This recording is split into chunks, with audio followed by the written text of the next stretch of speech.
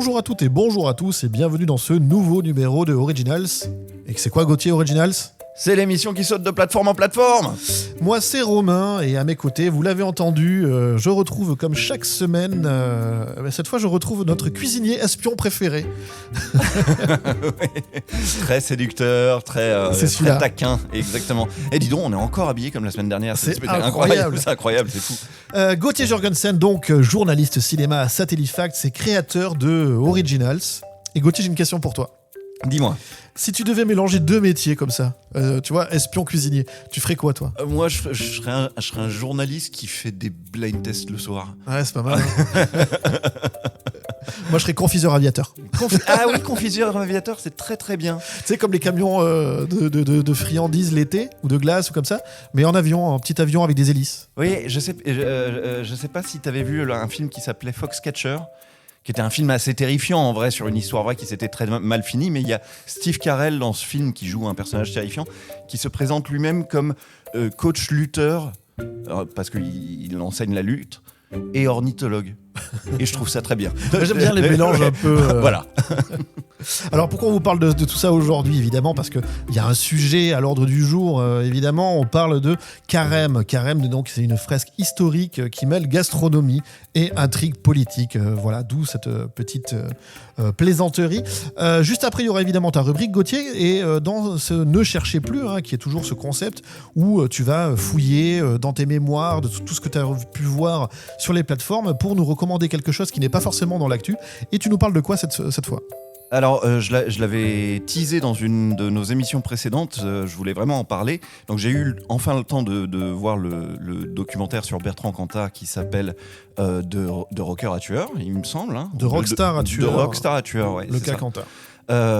Et donc voilà, j'ai pu rattraper ces 3 épisodes et ça m'a fait réfléchir à tout plein de choses. Donc on va revenir là-dessus.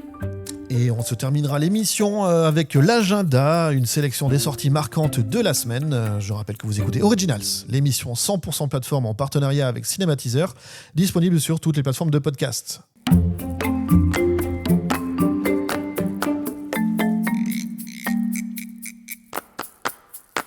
Et je rappelle que si vous voulez nous encourager, n'hésitez pas à nous le dire, c'est bien. Nous suivre, c'est encore mieux. Nous laisser des commentaires et des likes, c'est encore mieux. Cette semaine, donc, la série Carême, réalisée par Martin Bourboulon, une fresque historique qui mêle haute gastronomie, intrigue politique et espionnage dans le Paris du 19e siècle. Et donc, c'est une série qui est disponible sur Apple TV+, depuis le 30 avril 2025.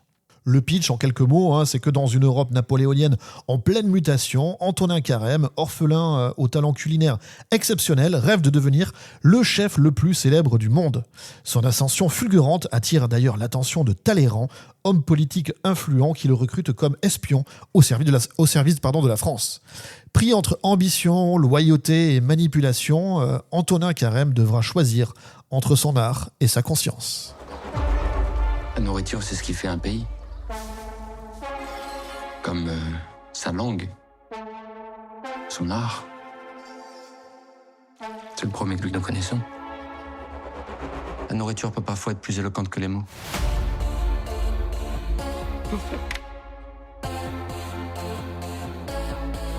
Première question, la traditionnelle question en une phrase, Gauthier.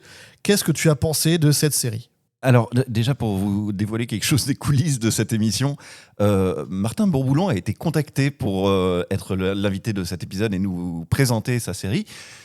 Il a répondu par la négative assez négative, assez entière. Alors je pense que peut-être pour la saison 2, si plus de likes, plus d'étoiles, plus de je ne sais pas, peut-être qu'on finira par avoir des invités prestigieux comme ça.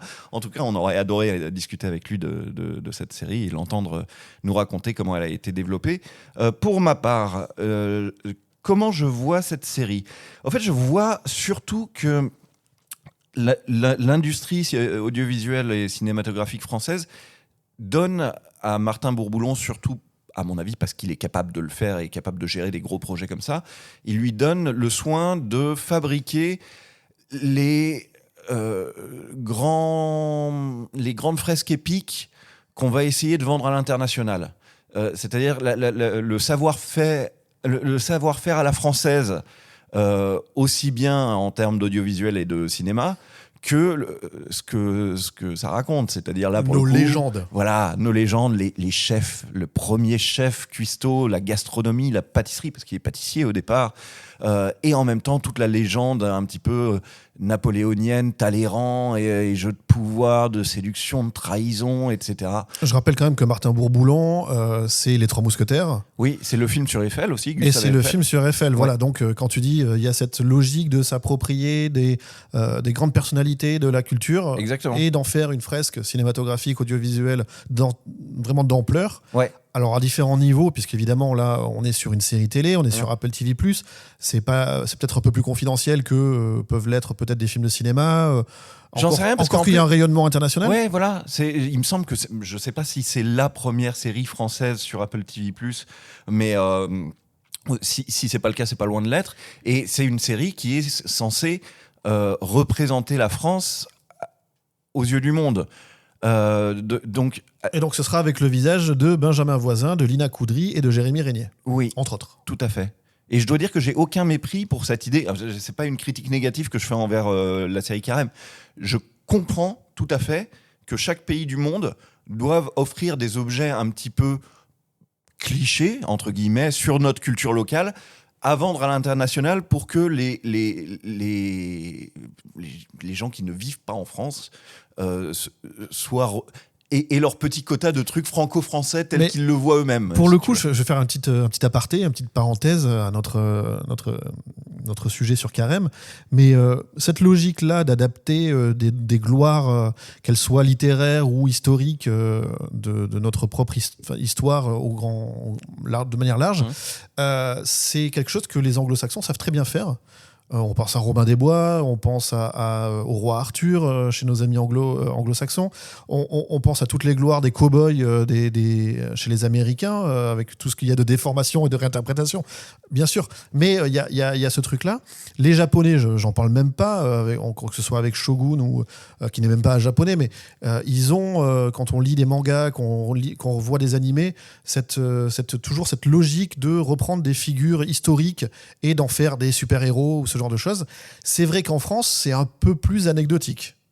Les Mousquetaires a été adapté maintes fois, le Comte de Monte Cristo aussi. Après, on va pas aller chercher du Guesclin, quoi. Tu vois, ou Jeanne d'Arc, oui, il y a eu des trucs. Oui, mais quand même. on n'a pas de super-héros, enfin, on n'a pas de personnages un peu romantico. Il me semble qu'on arrive à vendre Napoléon assez régulièrement, quoi, par exemple. Mais c'est une bonne question que tu poses. Il faudrait Ce que serait l'histoire d'un débat, peut-être. Ouais, faudrait que je prenne le temps d'y réfléchir. Effectivement, là, tu me prends un peu de cours. Mais voilà, typiquement, là, Si je te recadre un petit peu, on revient sur Carême. le mari Antoine Carême, là, je trouve que c'est une très bonne proposition de gars à mettre en avant, parce que c'est un peu le premier chef de l'histoire, la première fois qu'un cuistot devient une superstar et tout. Alors, avant Etchebest, est-ce que justement, notre Antonin Carême, il arrive à être un cuisinier est-ce que la série arrive à faire de ce cuisinier un véritable héros dramatique et politique ? Et ça, c'est un peu bizarre. D'abord, je vais parler plein de trucs, je suis désolé. Je vais t'évoquer brièvement un phénomène de société actuelle qui s'appelle l'iPhone Face, et qui est un truc qui, à mon humble avis, arrive à cette série. C'est que les jeunes acteurs d'aujourd'hui, ils ont un physique, une morphologie, des codes de beauté qui collent bien à Instagram et aux réseaux sociaux actuels et tout ça.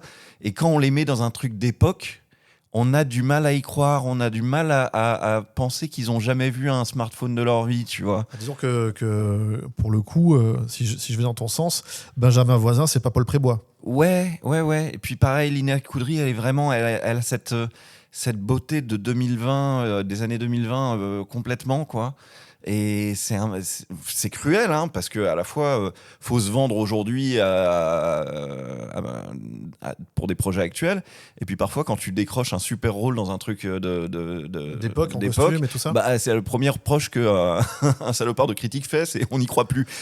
Donc c'est un petit peu difficile, mais en même temps, je trouve ça intéressant parce que c'est un vrai phénomène de société qui fait que les films d'époque deviennent de plus en plus difficiles à faire parce qu'on y croit. On y croit de moins en moins, quoi. On y croit de moins en moins parce que c'est marqué sur la tête des acteurs que ils se plient aux normes de beauté, au canon de beauté d'aujourd'hui. Et alors, Donc c'est quelque chose qui frappe assez fortement la série, notamment Benjamin Voisin qui passe la moitié de son temps torse-poil.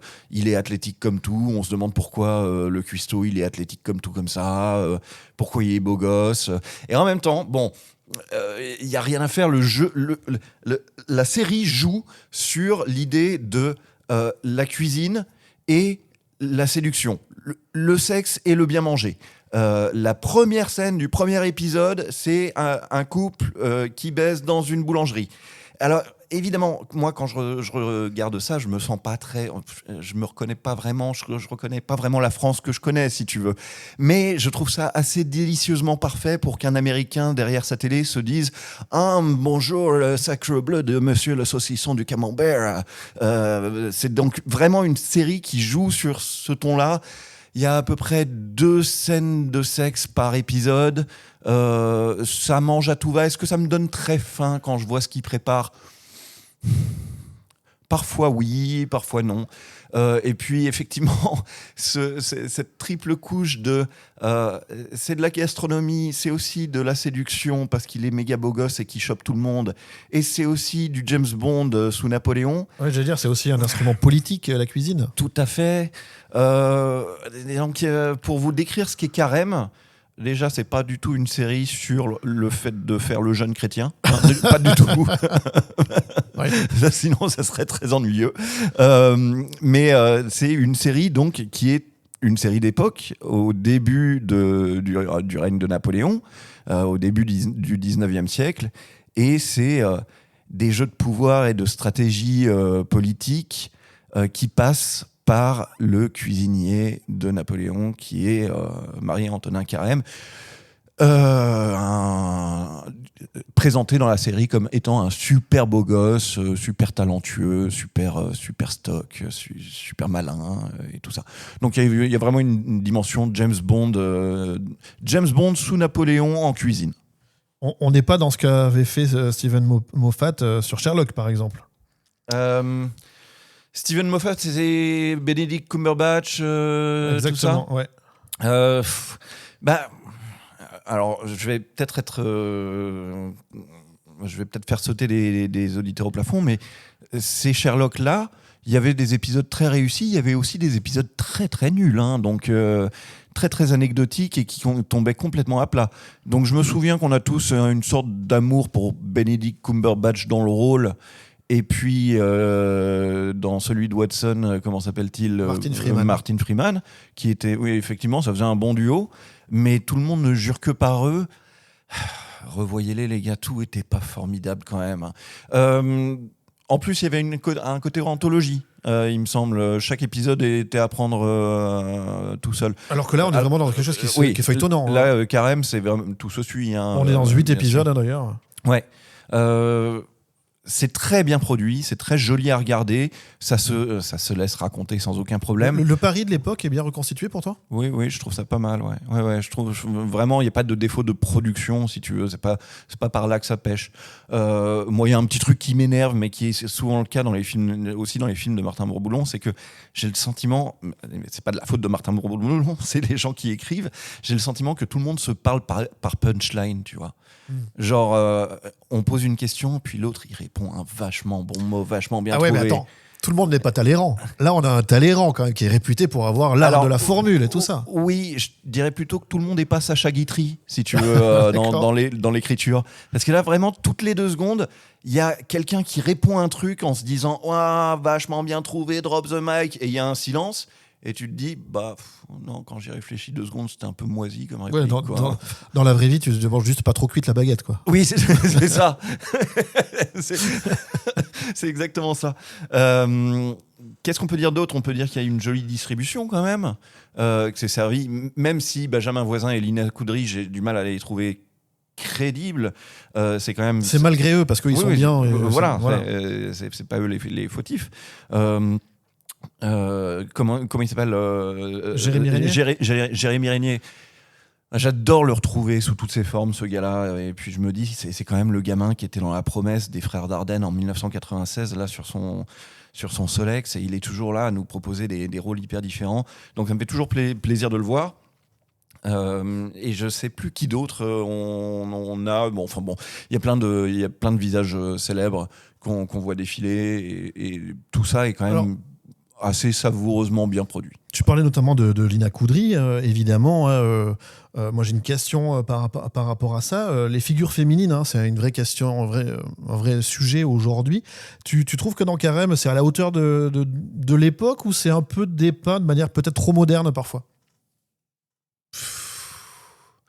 C'est une excellente question et tu as raison de me la poser.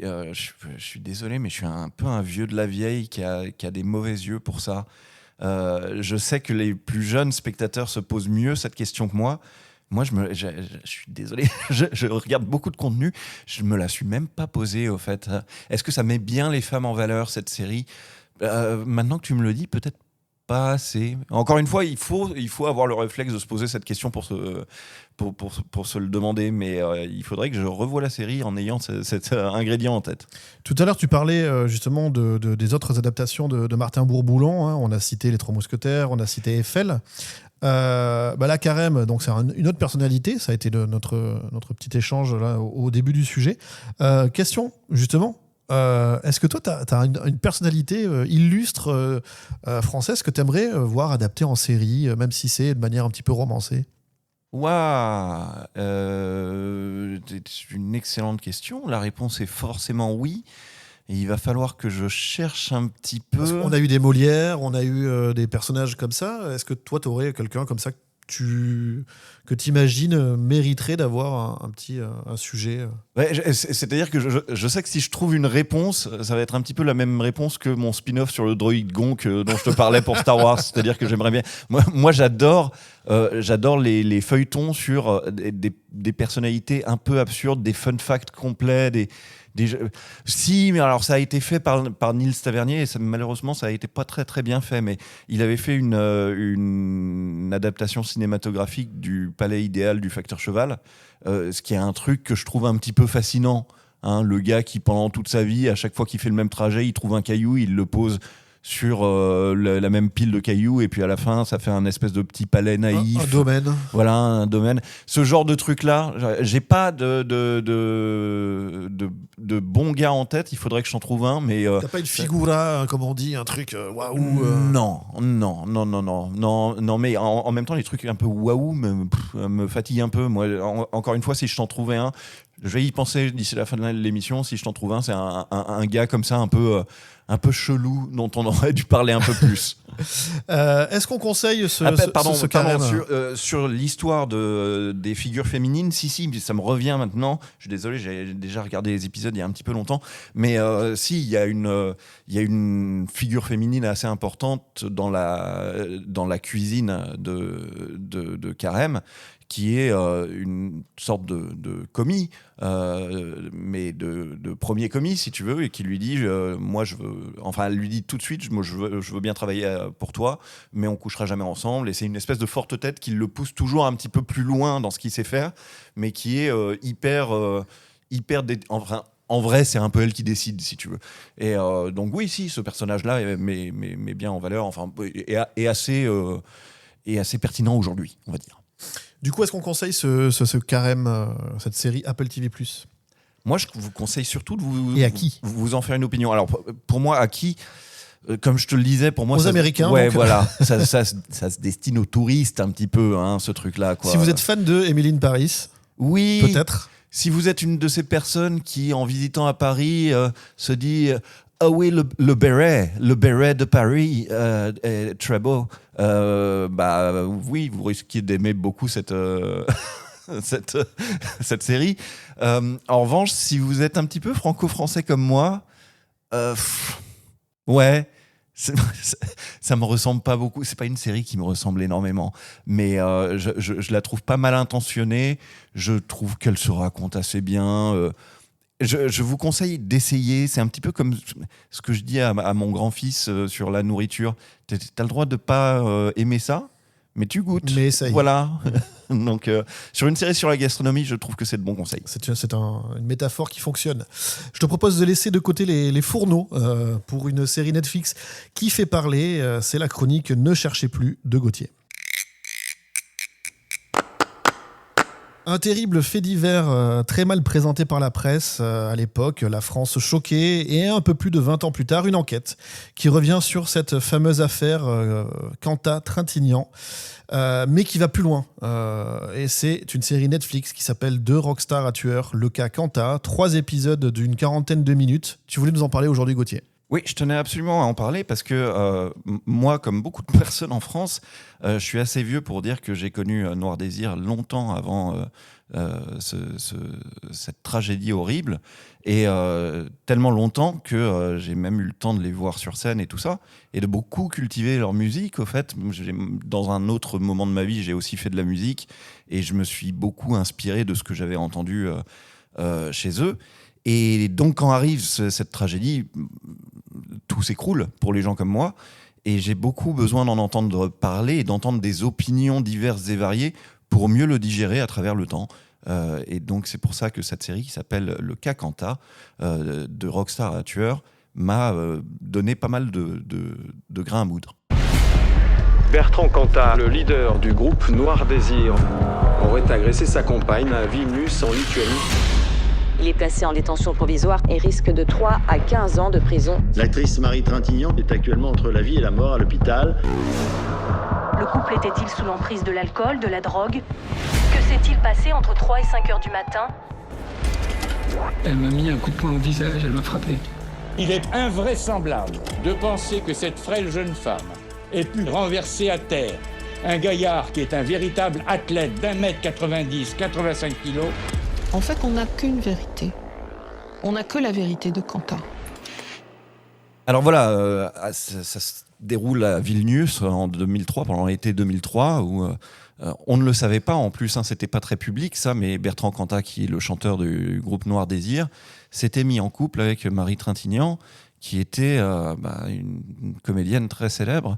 Et une nuit épouvantable, le couple se dispute, se déchire, et puis Bertrand Cantat finit par tuer Marie Trintignant en la rouant de coups. Et par la suite, il est arrêté comme il se doit par la police lituanienne, et puis il va être jugé et ensuite condamné. Il est interné en France, incarcéré en France. Il a été condamné pour, à l'époque, ce qu'ils avaient appelé coups et blessures ayant entraîné la mort de la victime sans intention de la donner. Et donc, il est condamné à une peine de 8 ans de prison, une peine qui sera divisée par 2 pour bonne conduite, et qui l'amène à sortir en 2007. Bon, alors évidemment, déjà quand on le raconte et quand on fait le bilan de ça, on se dit... rester 4 ans en prison pour avoir tué quelqu'un, c'est quand même un petit peu curieux.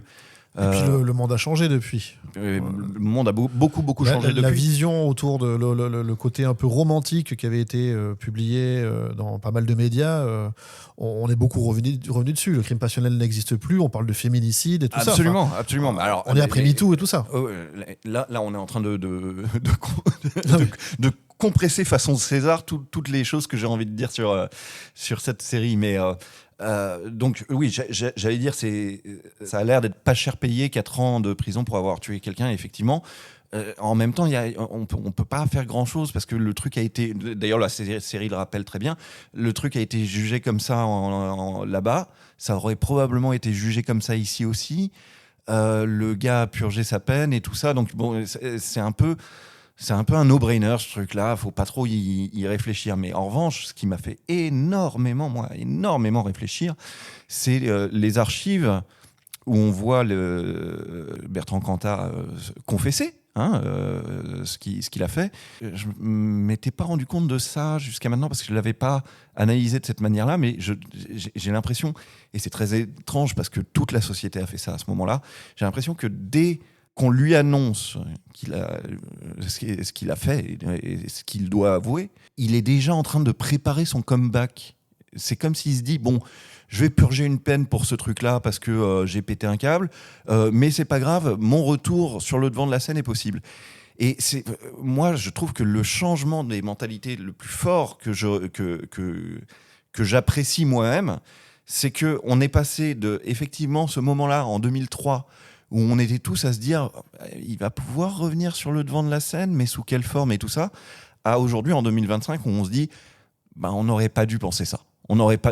Dès le départ, on aurait dû se dire gars, tu vas peut-être faire 4 ans de prison, ou tu vas peut-être faire 15 ans de prison, ou tu vas peut-être faire 150 ans de prison, mais après la prison, faudra aller élever des chefs dans le Périgord, quoi. Fais-toi oublier, parce que on peut pas revenir t'applaudir.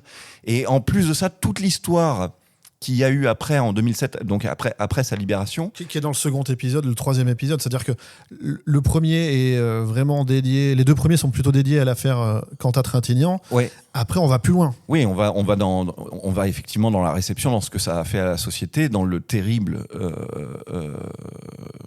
suicide de son ex-épouse, qu'il avait quitté pour Marie Trintignant. Et dans la réception de tout ça aujourd'hui. C'est-à-dire que c'est vertigineux. Cette série m'a fait comprendre à quel point on était complètement inapte à bien réagir en temps réel.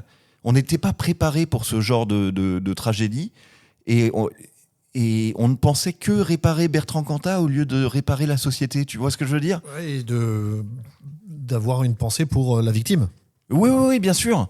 Bien sûr. Et alors, c'est ça que ça m'a fait un petit peu, moi, ces 3 épisodes, c'est que la série n'est pas découpée comme ça. C'est moi qui vous le résume comme ça parce que je l'ai reçu comme ça. Mais pour moi, le premier épisode me raconte un petit peu la perception de cette affaire dans les années 2000. C'est-à-dire au moment où on se dit c'est affreux. Déjà, c'est inexcusable. Déjà, en 2000, c'est inexcusable ce qui vient de se passer.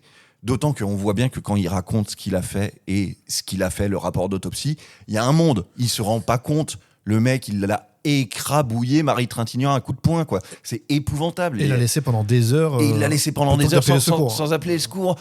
Enfin, ça va pas ou quoi ? Enfin bon.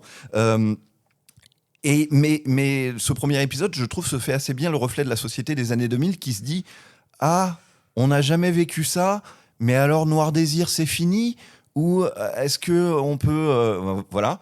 Ensuite, pour moi, le 2e épisode, c'est plutôt la réception des faits pendant les années 2010, c'est-à-dire après le suicide de son ex-femme, auprès de laquelle il a essayé de revenir. C'est dire à quel point il essayait de remettre les compteurs à zéro. Tu peux pas remettre les compteurs à zéro après avoir assassiné comme ça ta femme à coups de poing. Enfin, c'est horrible. Donc, dans les années 2010, où on se dit... Bon, alors il veut se rebooter, donc il abandonne Noir Désir. Enfin, de toute façon, c'est un peu Noir Désir qu'il a abandonné, en vrai. Et il essaye de faire un autre projet qui s'appelle Détroit. Peut-être peut-être que c'est une idée de se rebooter comme ça, de se réinventer. D'accord, pas d'accord, on sait pas trop. Et en gros, il fait des feats aussi. Oui, il fait des featuring, notamment avec Chaka Ponk. Il apparaît avec Chaka Ponk, qui fait une chanson avec eux. Ou Eiffel, ou des groupes comme ça. Donc là, on est vraiment dans les années 2010. Et le 3e épisode, pour moi, est la vision de cette affaire qu'on a depuis les années 2020, surtout depuis l'affaire MeToo. Et la série le rappelle hyper bien, et ça, je me souviens l'avoir vécu en temps réel, c'était que quand toute la profession était frappée par l'affaire Weinstein, paf, les Inrocks nous sortent un numéro avec Bertrand Cantat en couverture à sa gloire. Et on se dit, mais ils sont pas du tout sur la note, eux. Ils ont pas du tout compris le changement de paradigme qu'on est en train d'expérimenter, enfin, de vivre et tout ça. Donc le 3e épisode nous fait voir les choses du point de vue de 2001. de 2020, pardon, et on se dit, on est beaucoup plus entier sur la question de Bertrand Cantat, et on se dit, il aurait même jamais dû penser qu'un jour, ça serait possible de revenir. Faut se faire oublier tout de suite. Donc, je ne pense pas, je ne pense pas détenir la vérité. De toute façon, j'étais pas là, donc voilà. Mais je pense très clairement que la vérité des années 2000, la vérité des années 2010 et la vérité des années 2020, c'est toujours la même vérité, mais c'est juste la lumière qui change dessus. Et voilà, cette série ne m'a pas appris des choses factuellement. J'avais déjà tout, je m'étais déjà bien renseigné sur tout ça, donc j'avais déjà toutes les cartes en main. D'autant plus qu'il y a eu une enquête. Les personnes qui font le documentaire sont aussi les auteurs d'une enquête qui a débuté en 2016 et qui avait été publiée sur Le Point. Et ensuite, il y a eu un livre carrément qui est sorti, toujours sur le même sujet. Donc, ce n'est que une adaptation de ce travail-là d'enquête qui a duré pendant quasiment une quinzaine d'années. Oui.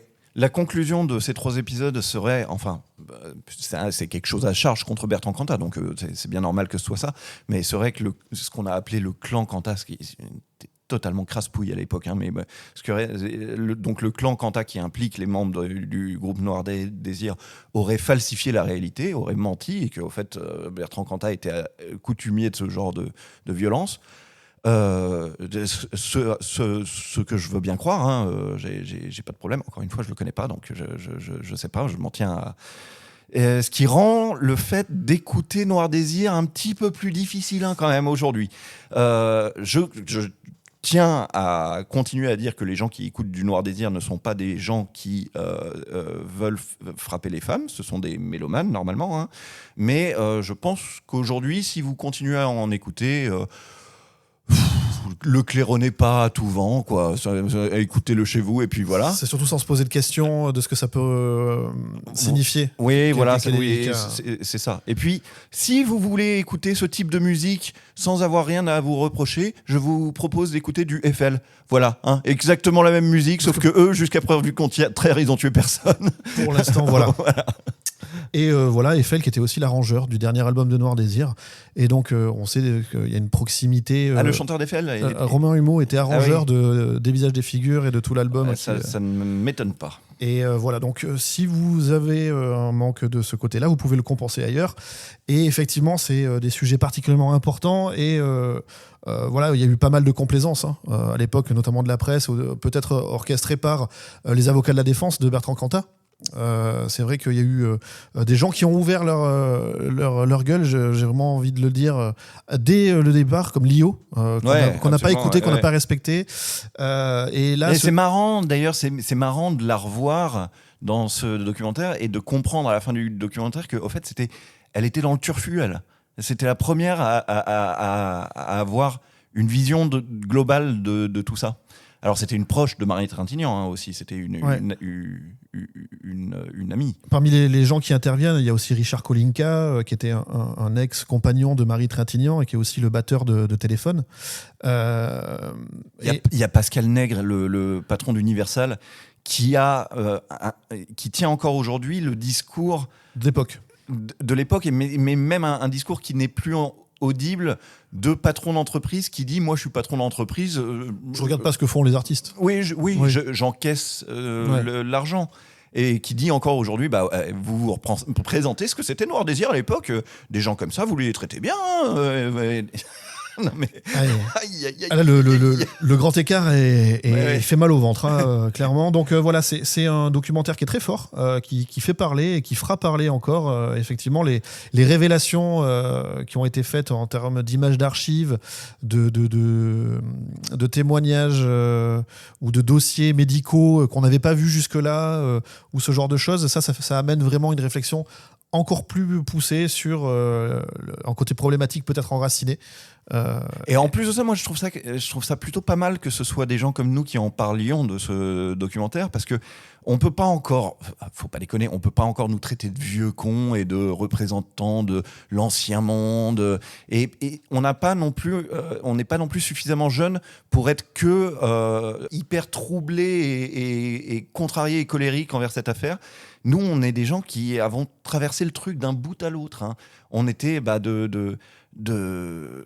d'amateurs du groupe Noir Désir jusqu'à aujourd'hui, avec le recul qu'on a sur tout ça. Et je trouve que ça nous a fait traverser un voyage hyper nécessaire. Ouais, vraiment. Et en plus, vraiment, il y a ce côté où, comme tu disais, ça devient très délicat de continuer. Parce que on a appris pas mal de réflexions, on a appris des choses, on a appris à avoir un regard différent sur les choses. Et au-delà de ça, on se rend compte de l'évolution de la société, dans tout ce que ça peut représenter par rapport justement aux problèmes de violence conjugale. Je tenais justement à rappeler au passage un numéro, le 3919. Ouais. C'est pas grand-chose, mais voilà, une plateforme téléphonique d'écoute, d'information et d'orientation pour toutes les victimes de violences sexistes et sexuelles, qui est disponible 24 heures sur 24 et 7 jours sur 7. Voilà, c'était l'occasion de pouvoir aussi le glisser, parce que c'est des combats qui nécessitent d'être menés. Absolument. On essaie de changer d'ambiance ? Oui. Ouais. Je te remercie, ceci dit, pour cette recommandation. Et moi, je vais enchaîner avec l'agenda et je vais t'amener dans une galaxie lointaine, très lointaine. Génial.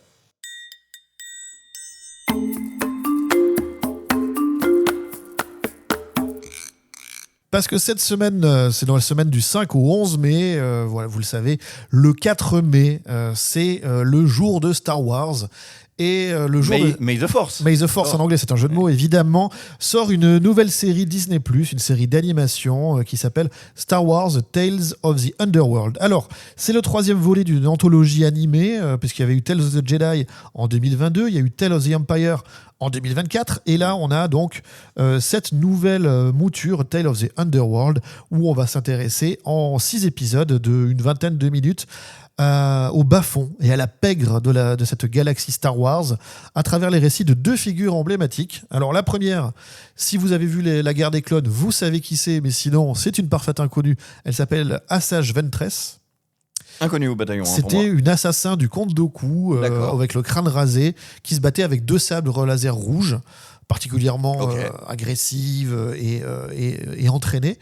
Et donc c'est tout le côté de sa rédemption, puisque maintenant chez Disney, tous les méchants sont en fait gentils au fond d'eux. Ouais. Voilà. En fonction de ce que dit Donald Trump. Hein, voilà. En tout cas, voilà, Asajj Ventress, si vous êtes fan des Clone Wars, est de retour pour une rédemption. Et l'autre personnage, il s'appelle Cad Bane, et c'est un cow-boy de l'espace, à la peau bleue. Oui, lui, je vois. On l'a vu dans... Mandalorian ou un truc comme ça ? Dans Boba Fett. Boba Fett. Voilà. Et donc, c'est un hors-la-loi qui va être confronté à son ancien ami qui est devenu maréchal. Donc là, c'est l'opposition entre le gentil cow-boy et le méchant cow-boy, entre le flibustier et le pirate. Mais d'ailleurs, c'était chelou dans Boba Fett, parce que quand il arrive, je me disais « Ah, enfin, on va nous parler de ce personnage un petit peu ». Et en fait, pas du tout. Et en fait, très peu. Oui. On voit sa fin. Ouais, voilà. En version originale, vous aurez les doubleurs officiels et historiques qui faisaient les personnages déjà à l'époque. Voilà, c'est disponible depuis le 4 mai sur Disney+. Le 6 mai, je t'amène du côté d'Amazon Prime pour un one-man show. Celui d'un humoriste anglo-saxon qui s'appelle David Spade, avec un spectacle qui s'appelle Dandelion. Donc c'est une fleur. Ouais. Voilà. Et donc c'est un nouveau stand-up de ce fameux comédien. C'est son premier depuis 2022. D'accord. Voilà, ça fait longtemps qu'il n'avait pas fait ce qu'on appelle un spécial. Voilà, un spécial pour les plateformes, et voilà, qui va aborder pas mal de sujets comme les péripéties des voyages en avion, la vente aux enchères caritative, c'est un truc qui a beaucoup fait parler de lui aux États-Unis et en Angleterre, et avec toutes les dérives qu'il peut y avoir, et l'évolution de l'industrie du divertissement pour adultes ou la culture des célébrités au travers des réseaux sociaux. Un spectacle donc à découvrir sur Prime Video. Ça a l'air très sympa. Le 7 mai sur Netflix, c'est pas le 1, c'est pas le 2, mais c'est Balles perdues 3. Est-ce que c'est avec Alban Lenoir ? Exactement. Ah, ça y est, je vois ce que c'est. Los Belettes Eh. à l'international. C'est le 3e et dernier volet de la saga d'action française réalisée par Guillaume Pierret. Et donc, c'est disponible depuis le 7 mai. Donc voilà, après les événements de Balles perdues 2, Lino, donc Alban Lenoir, sort de prison avec une détermination sans faille, obtenir justice pour son ami, dont je ne dirai pas le nom pour pas spoiler si vous n'avez pas vu le 2. Et aux côtés de Julia, qui est interprétée par Stéphie Selma, il se lance à la poursuite de Areski, qui est joué par Nicolas Duvauchel, qui est revenu en France et est traqué par le commandant Rez, qui est joué par Gérard Lanvin, et par ses hommes, bien évidemment. Ouais, là, j'ai un petit peu l'impression que tu m'as fait un bingo du polar à la française. Et je trouve, qu'est-ce qu'on a avec cette idée de on fait le 3 et puis c'est terminé ? S'il marche, faites le 4. Fast and Furious est à 10. Ouais, ça aussi, ils sont à 10. Donc, on s'en fout, quoi. Continuez. C'est sur Netflix, ça s'appelle Balles perdues 3 et ça fait partie des succès de Netflix. À chaque fois, Balles perdues 1, 2, c'est porté au nu et ça fait partie des tops sur lequel la plateforme adore communiquer. Depuis le 9 mai, c'est toujours sur Netflix. Alors, il y a beaucoup de Netflix aujourd'hui. Tu vas me dire, Romain, c'est pas normal. D'habitude, on cherche l'équité. Ouais. Le problème, c'est qu'en fait, Netflix est le seul qui a rendu sa copie à temps. Ouais, c'est ça. Ils annoncent, c'est pas les autres. Et on a très peu de visibilité sur les agendas des autres plateformes. Donc, écoute, je vais te parler d'un truc. Et en plus, c'est un truc qui a pas l'air mal. J'avais vu le fait divers. Ils en ont fait un film, ou une série d'ailleurs. Et je suis très curieux de voir ce que ça va donner. C'est une comédie dramatique américaine réalisée par Stephen Chomsky, disponible en streaming donc sur Netflix. C'est inspiré d'une histoire vraie, comme je te le disais, celle de Joe Scaravella. C'est un film qui rend hommage aux traditions culinaires italiennes et à la force des liens familiaux. Pourquoi ? Parce qu'après le décès de sa mère, ce fameux Joe Scaravella, qui est employé du métro new-yorkais, donc rien ne l'y prédestine, il décide de lui rendre hommage en ouvrant un restaurant italien, mais unique en son genre, puisque le resto s'appelle Enoteca Maria, et plutôt que d'engager des chefs professionnels, il va recruter des grand-mères italiennes. Ah ouais. Les Nonas, donc c'est ce qui donne le nom à la série, elle s'appelle Nonas, c'est sur Netflix. Et donc ces grand-mères italiennes, elles vont cuisiner leurs recettes familiales traditionnelles. Donc ça devient un lieu de partage, de mémoire et de résilience où la cuisine devient un langage universel. Et du coup, c'est avec Vince Vaughn en rôle principal. Et il va être entouré de Nonas qui sont joués par Susan Sarandon, Lauren Bracco, Talia Shire ou Brendan Vaccaro. Et autour de ces personnages, on retrouve aussi Linda Cardellini ou Joe Manganiello. Voilà, c'est à découvrir sur Netflix et c'est disponible à partir du 9 mai. En vrac, j'ai quelques petites choses. Alors, c'est que du Netflix, mais on va se les faire vraiment rapidement. À l'épreuve du diable, qui est une télé-réalité coréenne, un jeu de survie à énigmes présenté par le diable en personne, figure-toi. D'accord. En Corée. Ok. Ouais. Qu'est-ce qu'on a d'autre ? On a Pour toujours, qui est une comédie romantique qui suit deux adolescents afro-américains qui vivent ensemble avec plus ou moins de bonheur, on va dire, dans le Los Angeles de 2018. On a la série Blood of Zeus saison 3 pour les fans de mythologie grecque. Et écoute, ce sera tout pour cette semaine pour l'instant. C'était Originals saison 1 épisode 26. Je tenais à préciser et à remercier surtout notre partenaire Cinématiseur pour sa confiance et son soutien. Un grand merci aussi à Magic Andou à la production. Merci à tous. Alors, si tu veux, j'ai trouvé la grande figure française célèbre qui pourrait faire un bon film selon moi. Écoute-moi, le teasing était là. J'aimerais bien qu'on fasse un film sur le roi François II. Tu sais pourquoi ? Parce que c'est pas François Ier. Mais alors, déjà. Ni Henri IV. Déjà. Et puis, tu sais comment il est mort, le roi François II ? Non, vas-y. Un jour, il a mis son armure, tout ça, puis il est monté sur son cheval, et puis il est passé par le pont-levis, aïe, aïe, aïe. Et il a tapé la tête contre le haut de la porte, et il est tombé, il est mort. Un gag de Y a-t-il un flic, mais Exactement. Et j'aimerais bien qu'on fasse tout un film sur... tu sais, tu mets en place plein d'enjeux politiques et tout. Tu fais vraiment un biopic assez long, 2h30, sur ce mec. Et puis à la fin, juste... Bam. Ah bah il est mort. Par le chien, quoi. Voilà, c'est ça. Ah bah écoute, s'il y a des producteurs qui nous écoutent, vous avez peut-être de l'or entre les mains. Écoute Gauthier, je te propose de nous retrouver vendredi prochain. Avec grand plaisir. 17h, toujours, même heure, pour toujours plus d'actu ciné, séries, doc ou animé, et toujours plus de créations originales. À plus. Bye bye.